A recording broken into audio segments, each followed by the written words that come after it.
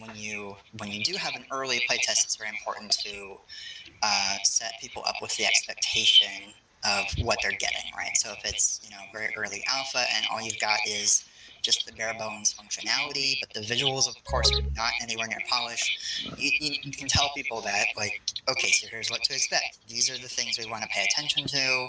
We're open to suggestions about other stuff, but if you find bugs in that, don't worry about it. Or if you're like really close to shipping and you're like, so right now we just want bugs and visual feedback, and we're not going to change major functionality, right? Like it's good to let your playtesters know sort of what the state of the game is and what kind of things they should be paying attention to and emphasizing in their feedback.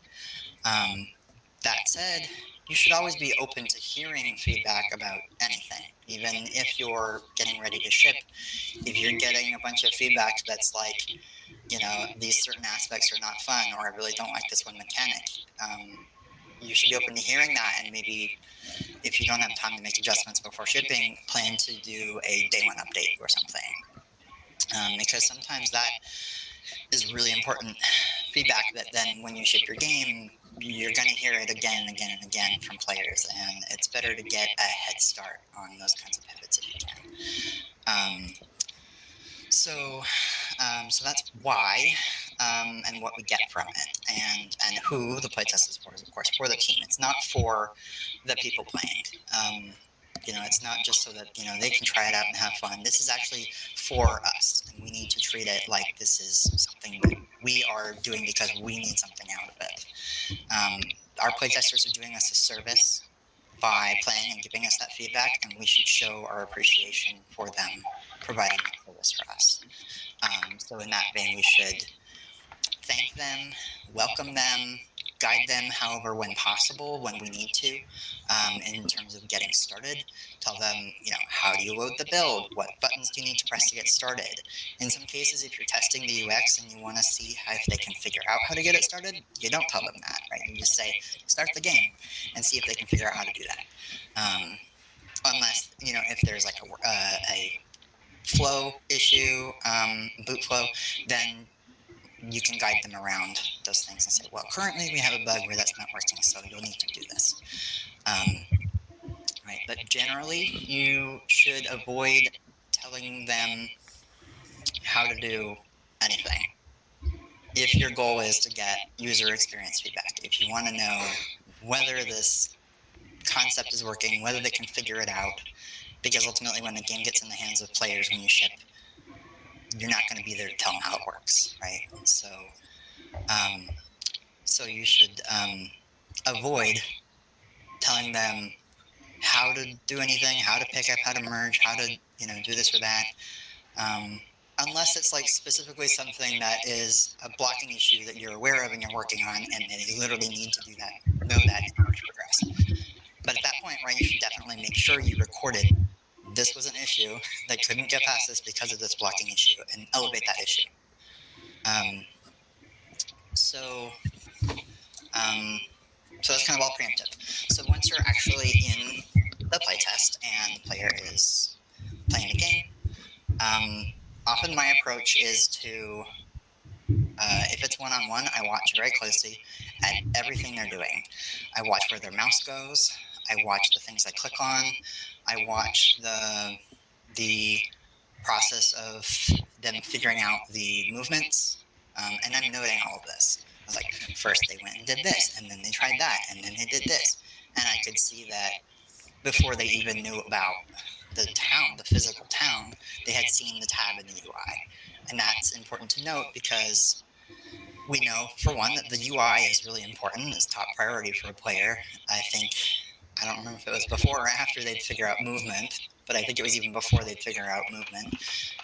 They were like, what is my goal here, right? And then so what you do with that information about like just recording objectively what they're doing, and then extrapolate from that why.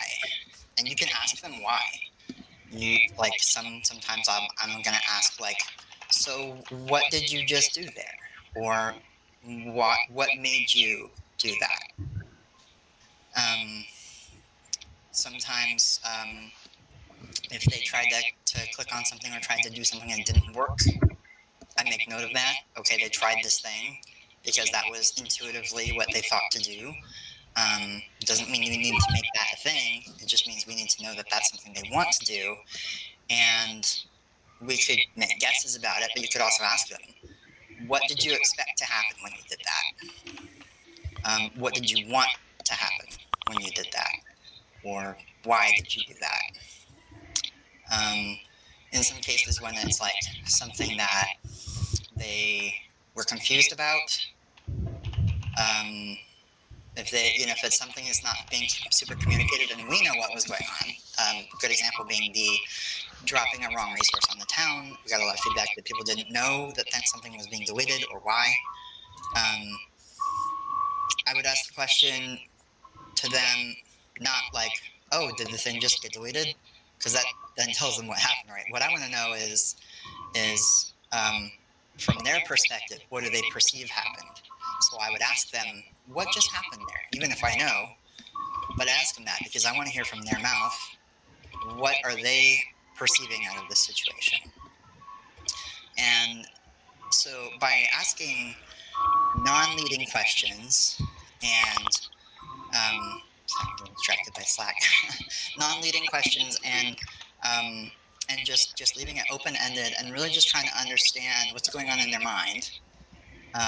We can get a lot of really good data from which to then extrapolate, right? And when they're giving the feedback in their survey, there might be things that they missed, they didn't think to add, and so getting this feedback during the playtest is really important, like in the flow of it. Sometimes when a player seems really stuck, it's really tempting to just tell them, oh, you just do this. But, if you can at all resist doing that as much as possible and sometimes like maybe guide them to try something else. See, like, well, have you tried clicking on this other thing? Or, what other ways can you try to interact with that? Instead of just telling them how to do it, right? And so guiding them to kind of like figure it out. Yeah, can I add to that there? So some of the usability studies I saw at Amazon for stuff we built, the person that ran it is our main product person. And when she ran the usability studies, she would actually tell people, I want you to do this. And it wasn't actually click on stuff. It was like, I want you to merge resources and then see what they do. And so you don't have to lead them. You can give them a clue that there's something they need to do, but then you can get a lot of detail about like, what do they think about and what do they end up getting tripped up on? Right. And if you do this really early in the project, before you've really nailed down exactly how you want to communicate that, that will tell you what you need to communicate, right? Because then if they're getting tripped up, if they're told I need to merge a resource, but they don't know, whether to drop it on the ground, on another mine, etc. Those are things that can be informative earlier in production when you have the time to make those adjustments to the gameplay. And then the other thing is sometimes it is necessary to jump in. If someone's really stuck and really frustrated, and they're just like, they're just, you can just tell that they're just about to give up and walk away, like, that's a great time to say, okay, we've gotten your feedback, make big note, this was a big sticking point, but ultimately we know we're going to address that. And at that point, any further feedback you can get from it is of no use, right? So to get them unstuck, it can be useful to jump in and say, okay, we're going to go ahead and get you unstuck here. But when doing that, right, it's important not to just say, now do this. You can give a hint, right? And get them unstuck in that way. Or say, I think in one case with my playtest, it was, well, okay, we're going to get you unstuck. Normally, when you try to drop a resource on a mine, what would happen, that would normally work. And what would happen is you would get the resource from the mine together with the one you're holding. And then see how they progress from there, knowing that, right? Knowing that, oh, okay, so that should have worked. So my line of thinking was correct, and then see where they go from there. So yeah, give just enough information to get them unstuck, or if there's specifically a bug that you know about, say, well, here's what's supposed to happen if that bug wasn't there. And then the other thing is I want to talk about like feedback collecting versus acting on it, right? Um, my approach is just collect all the feedback, collect everything anyone says, because it's important data. Even if they're like, wow, I really want this game to be a completely other game, right? It it can be useful to get some ideas from that, but you're obviously not going to take every piece of feedback you get and apply it, right? Like one person might just really enjoy a different kind of game entirely, and they want more elements of that game or that genre in your game, and it's not what that is. That doesn't mean you can't get inspiration from those. But also in collecting all that feedback, and maybe something didn't seem very important in the moment, um, but because you wrote it down, then you can recognize the patterns when someone else mentions it, and then someone else mentions the same thing, and you're like, I guess I didn't consider that. That could be an issue, but I guess a lot of people are noticing this because we're so close to the project. We know exactly what we're making.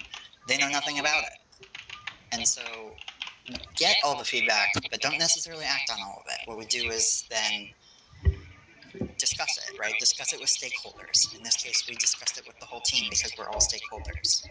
Um, but you go through it and you say, okay, what here is actionable? What do we need to act on? What are things we're already working on? What are maybe some ideas we can get from it? Um, and so yeah, just because you're getting feedback doesn't mean you need to apply it, but it is still very useful to look at all of it for inspiration. Yeah. Yeah, I totally agree. One thing I want to add about feedback I heard years ago, which I fully believe in, is that there's only one right response to feedback, which is thank you. And that also leads to something else. If you don't mind me, I want to bring up really quick that Jay, we've already talked about this a bit, right? Like people want to help and want to feel good.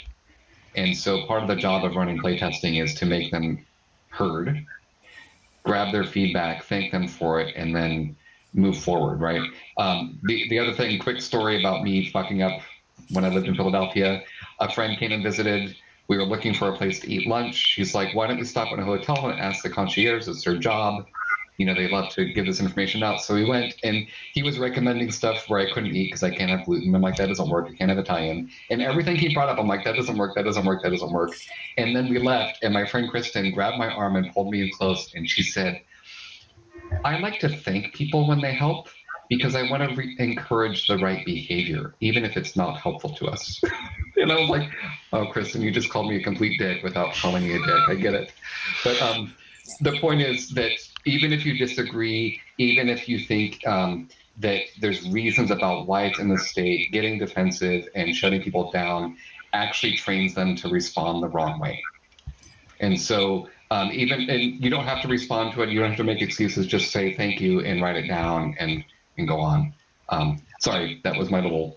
Yeah, We got the feedback and it was super critical. I've seen a lot of people do it, so just want to bring it up. yeah, and that goes back to what I said earlier. Is like you always want to thank your playtesters because they are doing you a service, even if what they're saying is not popular. If you're not happy about it, you know, if they're telling you your game is shit, like it's still useful feedback. Sometimes you just need to hear that. And what's important is to not just ignore like, well, I don't think my game is shit, so I'm not going to listen to them. But like, listen to what the details are. Ask them for detail. Well, what don't you like? What parts do you wish to be different? What would make it better?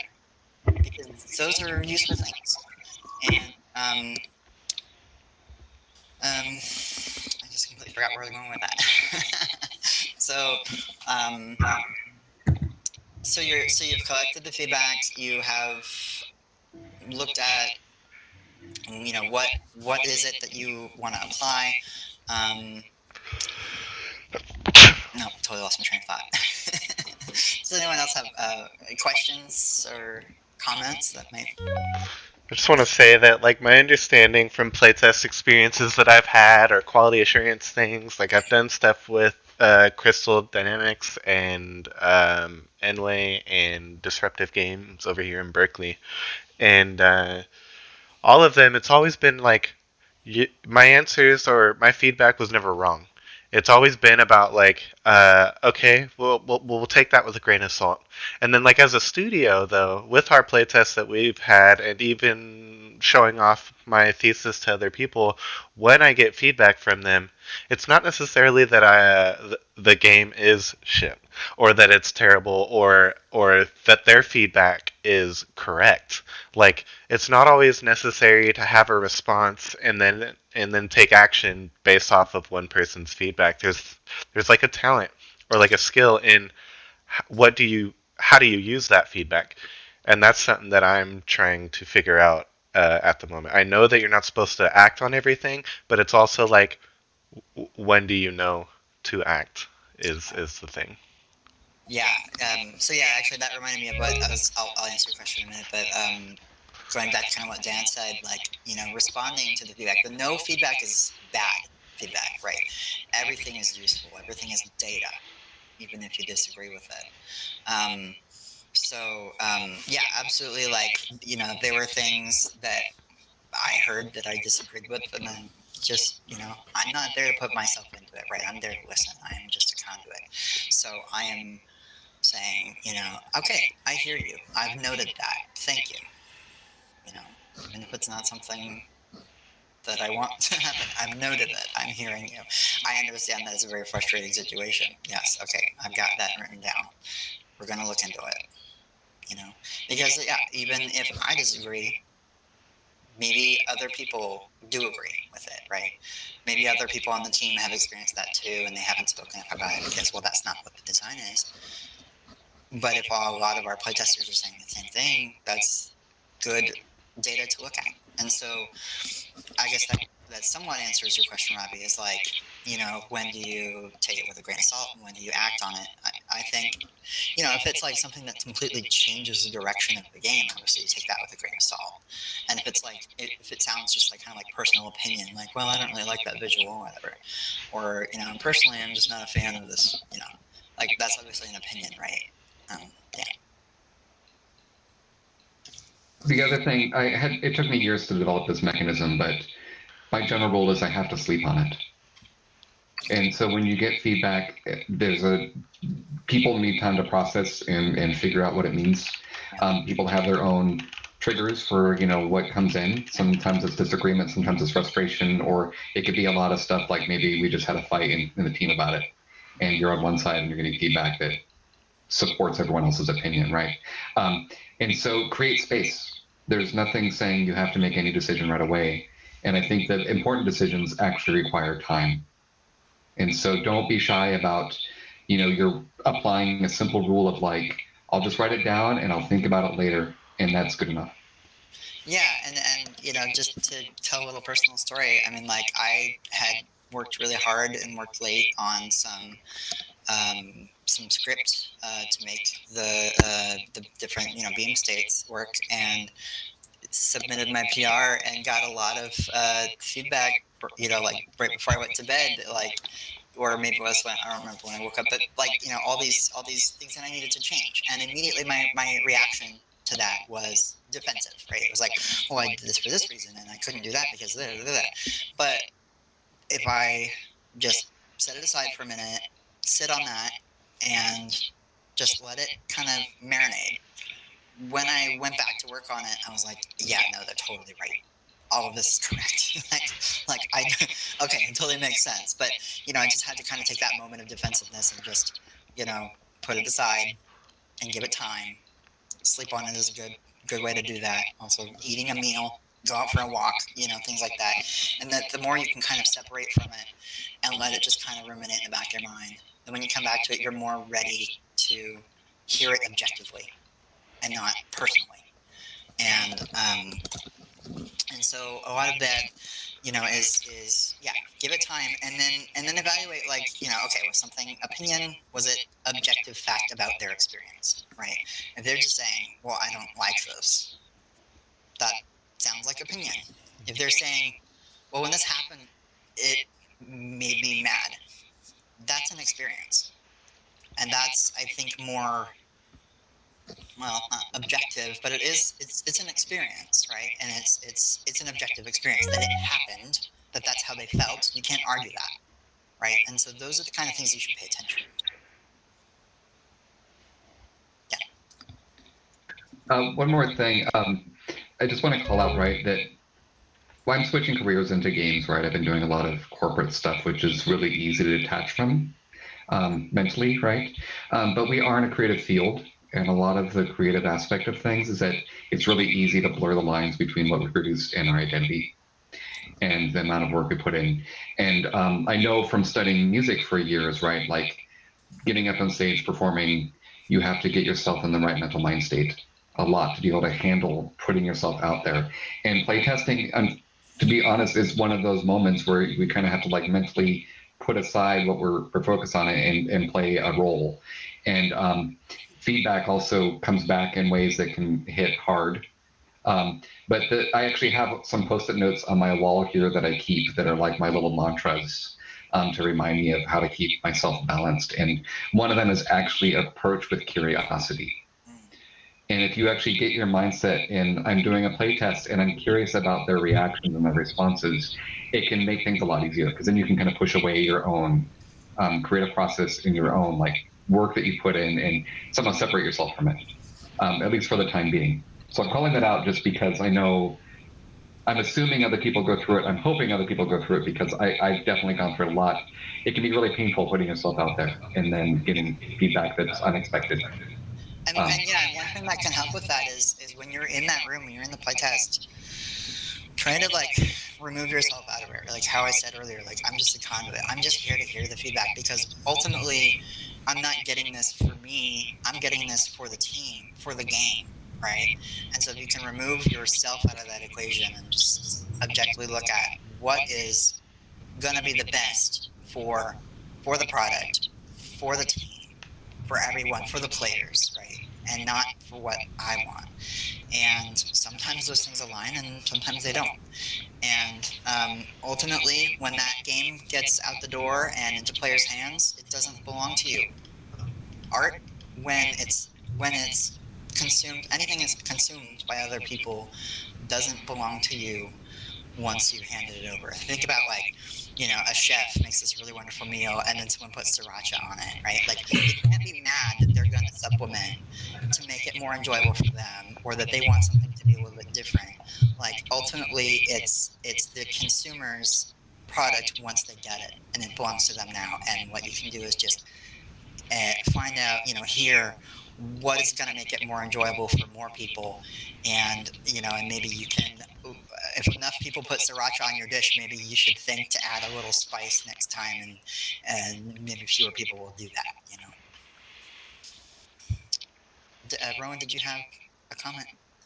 Yeah, I was gonna say that I think it was just like even freshman year in the art degree I got, like one of the professors was just like, as a professional artist, you have to be able to kill your babies. Yeah. Like That was Becker. literally anything less drastic than that is like a breeze. You know what I mean? Like just having to like spend a bunch of time on like one thing and have it rejected outright is like can be soul crushing. So literally anything where it's like, can you change this? It's just like, oh, thank God, like you are just the conduit. But it just the way he put it was such an extreme way of putting it that literally anything less extreme than that is just like, this is fine. Yeah, and I think to like calibrate to that, you actually have to experience that rejection outright, and then anything less than that is like, oh, okay, that wasn't that bad. Yeah. I've heard like almost the exact same mindset about game design and game development in general, where like game design is basically about cutting up your babies. Yeah. Like you have to be willing to like take that like big objective step back to be like, okay, now how do I make this work for everyone else? Right. It's just like, oh, go I ahead. like the same for writing as well. So I think it's true for any creative field. It's just like Oh yeah. whatever you love most, be prepared to kill it. Yeah. And in my 4 years working at a AAA studio developing multiple titles, I never saw a project ship that didn't have a lot of cuts. We always had to make cuts, and I'm sure the same is that's the case for a lot of smaller independent projects as well. I mean, like, that's just the reality. You're gonna have to cut something at some point, and learning how to prioritize those things is a whole other talk entirely. Yeah. Great. Looks like we're just about out of time unless anyone has any additional thing to add. Thanks for doing this. It was really cool. I guess I did want to just reiterate that, like, I guess I did say, when we're doing this, it's for the team, but, like, that this information isn't just for, for designers or for engineers. Like, this is for everybody. Like, if you are ever tasked with running a playtest, or you're ever just showing the game to a friend, these are principles you can incorporate to get better feedback that will be useful to the whole team. This is also like legitimate like resume building stuff too. Like just like I have experience setting up and running playtests. And it's transferable to other stuff as well, where it's like I used to do lots of user acceptance testing for clients in my software consulting job, where like basically like I would give them a list of like, you should now be able to do these tasks in the product. I'd watch them doing it, make notes, answer questions, and all of that. But that was part of the certification process for our development, that the end users had to go through and actually be able to do it themselves with minimal instruction. Yeah, and I don't know why this just made this pop in my head, but, like, going back to something real quick, I want to make a point. If you've got something you want to play test, a very simple example being an image that you want to make sure illustrates what you're trying to sell, you can, if you just showed this to somebody and say, does this look like a pear? Right? And they could say, oh yeah, sure, it looks like a pear. Or a better way to do it is say, what does this look like to you? And then they could say, I don't know, it could be like an apple, right? And that can tell you, okay, so it's not communicated. They can tell it's a fruit, but they can't tell what kind of fruit, right? Or like, it's an avocado, which is like, well, that's pear-shaped at least. Yeah, and that's really important feedback to get. So definitely, approach things with, openness, open-ended questions. Last thing, I know you all got to go to lunch.